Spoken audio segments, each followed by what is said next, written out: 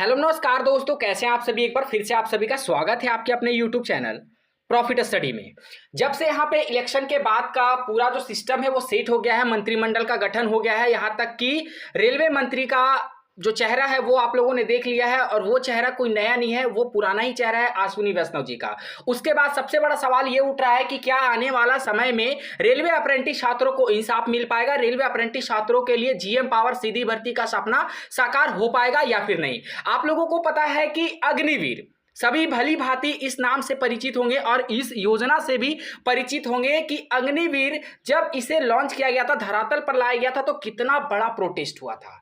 ठीक है, और चुनाव से पहले तक और चुनाव के बाद तक ये अपना एरिया जो है धीरे धीरे करके बढ़ाता जा रहा है। अब यहाँ पे मंत्रियों का डिमांड भी आने लगा है कि सबसे पहले अग्निवीर योजना जो है उसमें कुछ बदलाव किया जाए, उसमें कुछ मॉडिफिकेशन किया जाए। तो मेरा सिंपल सा सवाल आप लोगों से यह है कि अग्निवीर मुद्दा, जिसमें छात्र जो है 4 साल नौकरी करने के बाद आते हैं, उनको रिटायरमेंट का भी पैसा मिलता है, मतलब वो एक तरफ से स्टेबल है, फिर भी वो लोग इस योजना के खिलाफ जाकर अपना प्रोटेस्ट किए। अगर वो लोग प्रोटेस्ट नहीं भी करते तो वो लोगों का जीवन यापन हो सकता है, क्योंकि 25% का वो लोगों को कोटा दिया जा रहा, रेलवे 15% का वो लोगों को कोटा दे रहा, फिर भी वो लोग अपना प्रोटेस्ट किए। तो फिर आप लोग इसमें पीछे क्यों हैं? आज अगर जीएम पावर लागू नहीं हो रहा है, वन टाइम सेटलमेंट नहीं हो रहा, कोटा को बढ़ाया नहीं जा रहा रेलवे की तरफ से, तो इसमें किसकी गलती है?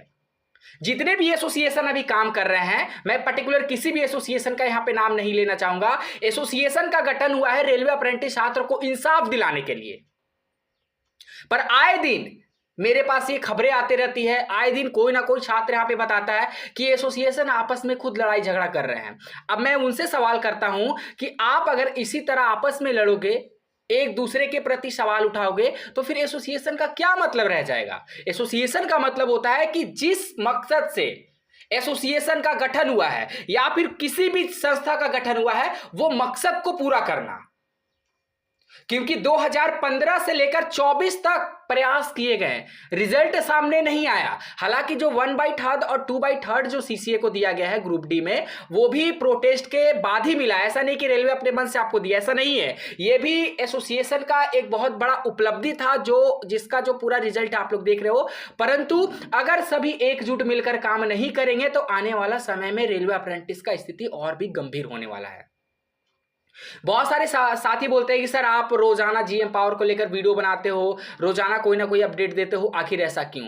तो उन सभी साथियों से मेरा सवाल है कि आप जब रेलवे से अप्रेंटिसशिप करोगे ना, क्योंकि हम रेलवे अप्रेंटिस साथियों के साथ हमेशा जुड़े रहते हैं, उनके दर्द को, उनके फीलिंग को हमेशा समझ में आता है कि जब वो कॉल पे बताते हैं, धूप में, आप लोग तो आराम से पंखे में, एसी में, कूलर में बैठे होंगे ना, उनसे धूप में काम कराया जाता है, कूड़े तक फेंकवाए जाते हैं, बोरियों तक उठवाए जाते हैं, उनसे लोडिंग अनलोडिंग का काम दिया जाता है उनको। 45-40 डिग्री तापमान में भी उनसे वेल्डिंग का काम करवाया जा रहा है बिना पंखे का। तो क्या है ये सब?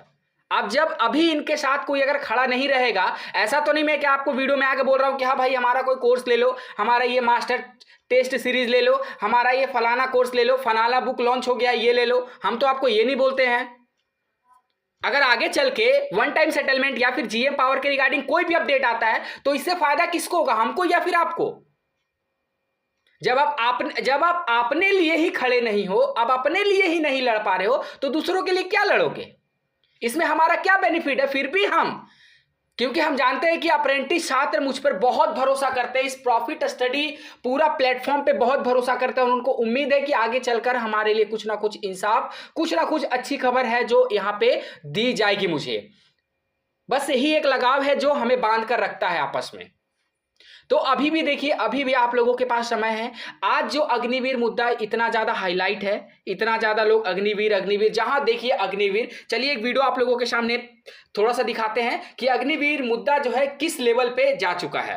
एक सरकार बन रही है जिसमें नीतीश कुमार भी इस बार समर्थन दे रहे हैं। चंद्रबाबू नायडू और नीतीश कुमार दो ऐसे पिलर हैं जिनके बिना नरेंद्र मोदी का सरकार बनाना मुश्किल है। लेकिन अब ये दोनों साथ हैं, ये पिलर साथ है, यानी सरकार बन रही है। लेकिन कहते हैं ना कि गठबंधन की सरकार की अपनी मजबूरियां होती हैं, गठबंधन की सरकार की अपनी शर्तें होती हैं।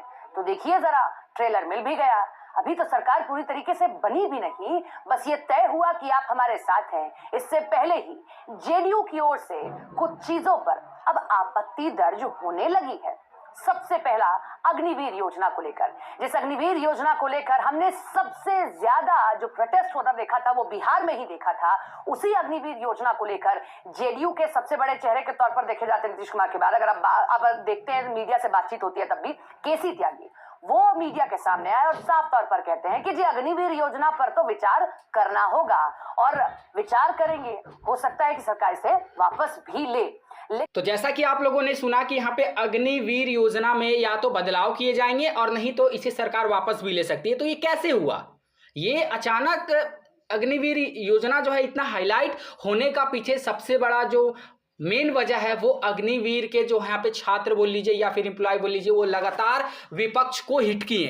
हिट करने का मतलब है कि लगातार उनके पास गए और उनसे मिले कि हमारा योजना को या तो यहाँ पे निरस्त किया जाए या फिर इसमें बदलाव किया जाए। तब जाकर विपक्ष इस मुद्दा को उठाया और आज जाकर ऐसा स्थिति आ गया है कि इस मुद्दा को, इस अग्निवीर योजना को या तो खत्म कर दिया जाए या फिर इसमें बदलाव किया जाए। वहीं अभी एक लेटेस्ट अपडेट और आ रही है कि कुछ यहाँ पे जो छात्र हैं वो जाकर यहाँ पे पार्टिकुलर कांग्रेस के जो मैनेजर हैं उनसे भी मिले हैं, अपनी बातों को रखे हैं। देखिए यहाँ पे केसीसी इंडिया का जो ट्वीट है उसके माध्यम से पता चल रहा कि आज विभिन्न प्रदेशों से आए रेलवे अप्रेंटिस ने केकेसी के राष्ट्रीय चेयरमैन माननीय डॉक्टर उदित नारायण जी से मुलाकात की और बताया कि कांग्रेस की सरकार में रेलवे एक्ट अप्रेंटिस की भर्ती जनरल मैनेजर स्तर पर होती थी, परंतु 2014 के बाद से भाजपा सरकार लगभग 1 लाख अप्रेंटिस छात्र को बेरोजगार कर दिया है, जिसके कारण देश भर में लाखों युवा परेशान हैं। ठीक है, तो ऐसा मांग को आप लोग भी कोशिश करिए कि विपक्ष में जितना ज्यादा से ज्यादा आप लोग यहाँ पे मुद्दे को हाईलाइट करोगे